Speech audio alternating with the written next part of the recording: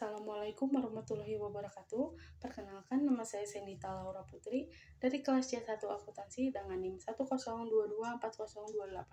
Di sini saya akan menjelaskan materi mengenai e-commerce atau yang sering dikenal dengan istilah perdagangan elektronik. Perdagangan elektronik saat ini telah menjadi bagian penting dari perkembangan ekonomi digital, di mana seluruh proses transaksi dilakukan secara daring melalui jaringan internet. Apa itu e-commerce? Secara umum, e-commerce dapat diartikan sebagai kegiatan jual beli barang atau jasa yang dilakukan melalui media elektronik, khususnya internet.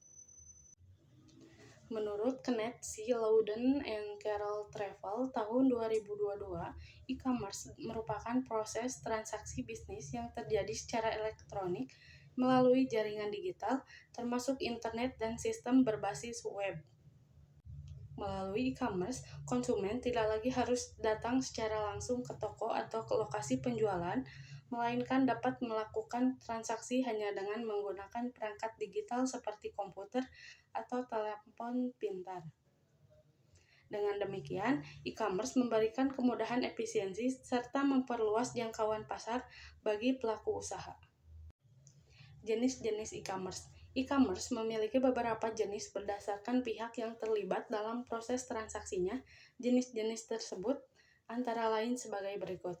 Yang pertama, business to consumer atau B2C, yaitu transaksi antara perusahaan dan konsumen akhir. Contohnya adalah platform seperti Shopee, Tokopedia, dan Lazada. Yang kedua ada business to business atau B2B, yaitu transaksi antar perusahaan, misalnya perusahaan grosir yang menjual produknya kepada perusahaan retail.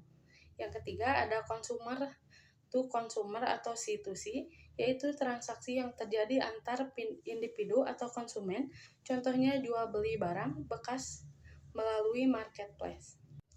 Dan yang terakhir, customer to business atau C2B, yaitu transaksi di mana individu menawarkan produk atau jasa kepada perusahaan, misalnya desainer grafis, yang menjual hasil karyanya secara daring kepada perusahaan. Melalui klasifikasi tersebut, dapat disimpulkan bahwa e-commerce mencakup berbagai bentuk interaksi bisnis yang bersifat fleksibel dan saling menguntungkan bagi semua pihak yang terlibat. Proses transaksi dalam e-commerce umumnya dilakukan melalui beberapa tahapan utama, yaitu yang pertama pemilihan produk, di mana konsumen mencari dan memilih barang atau jasa yang diinginkan melalui situs atau aplikasi e-commerce. Yang kedua, proses pembayaran yang dilakukan secara digital menggunakan berbagai metode seperti transfer bank, kartu kredit, atau dompet digital. Yang ketiga, konfirmasi dan pengiriman barang, di mana penjual menerima notifikasi pembayaran dan mengirimkan barang ke alamat konsumen. Yang keempat, penerimaan dan evaluasi, di mana konsumen menerima barang serta memberikan penilaian terhadap kualitas produk dan pelayanan. E-commerce memberikan berbagai keuntungan, baik bagi pelaku usaha maupun bagi konsumen. Bagi pelaku usaha, e-commerce dapat memperluas jangkauan pasar, menekan biaya operasional, serta meningkatkan efisiensi bisnis. Sementara bagi konsumen, e-commerce menawarkan kemudahan dalam berbelanja, pilihan produk yang beragam, dan proses transaksi yang cepat.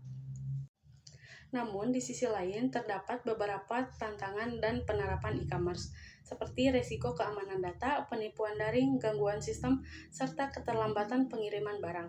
Oleh karena itu, sistem transaksi keuangan digital yang digunakan dalam e-commerce harus dilengkapi dengan sistem keamanan yang memadai, seperti enkripsi data, autentifikasi pengguna, serta verifikasi pembayaran.